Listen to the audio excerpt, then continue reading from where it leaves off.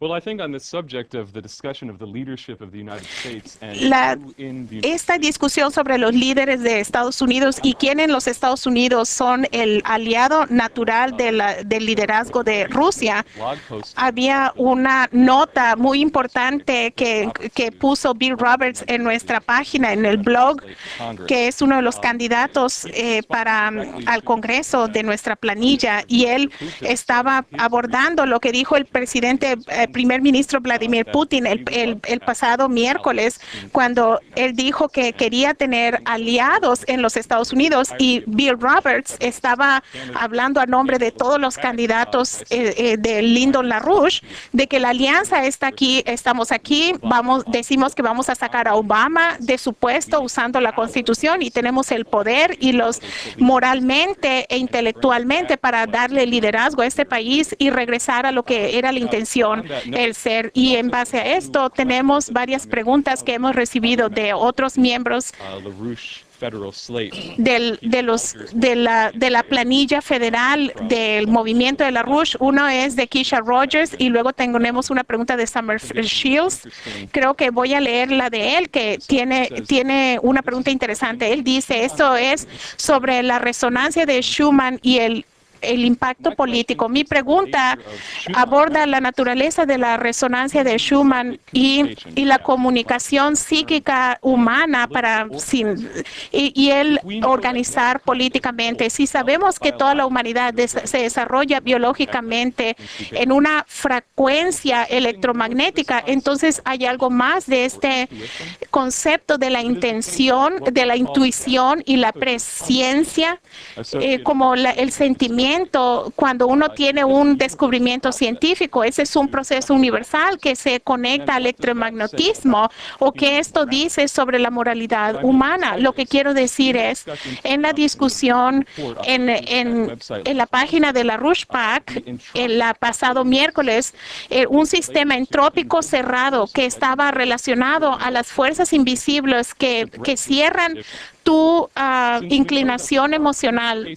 Como sabemos que hay casos de fenómenos de la población en donde en situaciones de revuelos político-económicos, entonces cómo nosotros de mejor manera podemos resonar con la población y hacerlos que hagan el bien. Yo digo esto completamente entendiendo que la población estadounidense empiece a entender esto que expresan la población. Por ejemplo, hoy día están diciendo cómo vamos a sacar a Obama y con quién lo vamos a reemplazar. Estas son preguntas que parecen simples. Pienso que hay algo más profundo que se encuentra en estas preguntas. Pero ¿cómo usamos estos conceptos en una evolución para arriba que se conecte a la radiación cósmica para organizar a la población que están experimentando claramente un fenómeno de huelga de masas en este momento?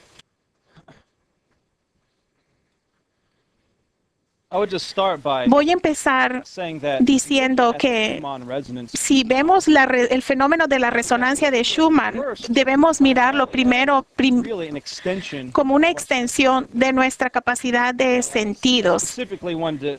Yo específicamente quería enfatizar de que esta información que se transmite a través de largas distancias, que se usa para coordinar y correlacionar efectos coherentes entre organismos biológicos, pero de la misma manera, un libro que se encuentra enfrente de mí, si no tengo la mente y la habilidad de leer, toda esa información no sirve de nada. Así que uno primero tiene que entonarse a través de nuestra capacidad de los sentidos hacia varios aspectos de la radiación cósmica, ya sea la resonancia de Schumann o la radiación de la nebulosa del Cangrejo. Primero debemos entender cuáles son los principios que comprende para formar el desarrollo de cierto tipo de instrumentos de sentidos extendidos para entonarnos a esta información, por así decirlo, pero solamente tener esta información, simplemente tener esta información no significa que tenemos una idea. Hay algo superior que está en esto, es la mente lo que debe convertirse en lo principal. Entonces tienes que extender las capacidades de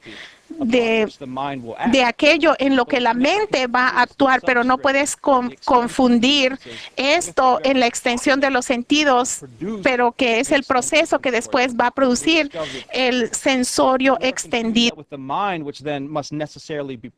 Y el que la mente tiene que estar necesariamente presente para entender para poder entender cuál es lo uno que genera esta nueva secuencia de cambio que se refleja en algo como la radiación cósmica, cuál va a ser el principio que va a proyectarse a sí mismo en este tipo de esta forma. Entonces, cuando empezamos a entrar en el dominio de organizar políticamente, realmente uno debe operar en el dominio de la mente. Mientras uno empieza a actuar en la mente de la población a través de la presentación de paradojas, provocando los huecos que han en sus sentidos, que hay una correlación superior a la resonancia que podría existir en lo que Bernanke llamaba la noósfera. Es como hay una resonancia con esas cualidades que envuelve algo que no es simplemente un fenómeno basado en el tiempo, pero en cosas como en la historia, cuando uno está hablando de procesos humanos, en cada momento la totalidad de la historia está operando, en cada momento la cualidad del futuro está funcionando, está operando. Es en ese dominio que debemos saber cómo actuar ahí, cómo empezar a cambiar la curvatura de la cultura ahí. Al hacer eso y tener una habilidad de hacer eso, tal vez signifique el entender más de estos fenómenos de radiación cósmicas, pero no debemos confundir el efecto tan loco y revolucionario como el efecto es. No debemos confundirlo con la mente actual, el proceso noético. Es como yo diría esto inicialmente, la forma en que debemos empezar a investigar, debemos ser muy claros en la diferencia. Sí, hay varias efectos cósmicos de lo que diríamos el efecto de irradiación en una escala global coherente, que podrían crear algo que diríamos es un efecto de huelga de masas en la población, pero el mecanismo en la población, el medio a través de que esto actúa, no es simplemente el principio que crea el acto, no es la mente el que crea el efecto de huelga de masas. Es que parte de la discusión hay que entender esta diferencia y debemos darnos cuenta cómo nos sintonizamos en el dominio de la mente. Veamos qué es lo que Sky tiene.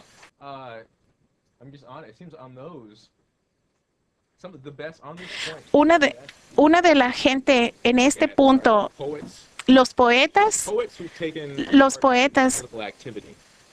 que intervienen en la actividad política. Por ejemplo, LaRouche hace mucha referencia a Percy Bysshe Shelley, menciona y su sentido de cuáles son estos procesos. Obviamente hay algo más en esto. Si uno se da cuenta de que no hay algo como una mente aislada, es solamente la mente como parte de que es parte de todo el universo. De una manera, todo el universo existe de tal manera que es una reflexión y se contiene en cada mente individual y es la forma de describir, es la manera en que Bernanke describe su noósfera y él enfatiza de que nunca es posible separar una mente individual humana de la noósfera. No se le puede quitar, es parte integral. Y él cita a Shelley en conexión a esto. de que porque Shelley se da cuenta, el poeta, de que la manera en que un individuo humano puede actuar sobre otro ser humano no es desde afuera, sino a través de un proceso. Entonces, la paradoja que describen en la pregunta se mejor describe por otro poeta que el poeta de la revolución en Alemania, Federico Schiller. Él, en el principio de sus cartas de la educación estética, él habla de una paradoja y yo me gusta cómo habla. Si tienes a una paradoja fundamental en la población, que si uno piensa en toda la actividad que te puede hacer muy sabio, que puede... Si piensas sobre el tipo de experiencias que te va a volver una mejor persona, el tipo de educación, el tipo de retos que te vas a enfrentar, cada uno de ellos es algo que desde el punto de vista de percepción sensorial es horrible. Tu sensación sensorial te dice evita el dolor, pero esas son las únicas experiencias que te van a enseñar a no depender de tus sentidos, te va a hacer sabio. Así que la paradoja es que la única gente que puede volverse sabia es aquellas personas que buscan estas experiencias que le pasan a la gente que ya es sabia y que se vuelven más sabia buscando este tipo de acciones. Y la gente que no es sabia es la gente que nada más se basa en su percepción sensorial y se vuelve más estúpida y más estúpida. Y él dice, eso parece horrible, ¿cómo puedes manejar la sociedad si ese es el caso? Por eso el hecho de que la educación clásica y el arte clásico, puedes tomar a un infante que no tiene un sentido de lo que es la verdad y le das el sentido intuitivo. Puedes usar la composición clásica para hacerlos que amen el buscar la ironía, la paradoja, la contradicción, siempre romper de buscar un nuevo nivel. Y puedes, lo que él describe, de que tú puedes enseñar.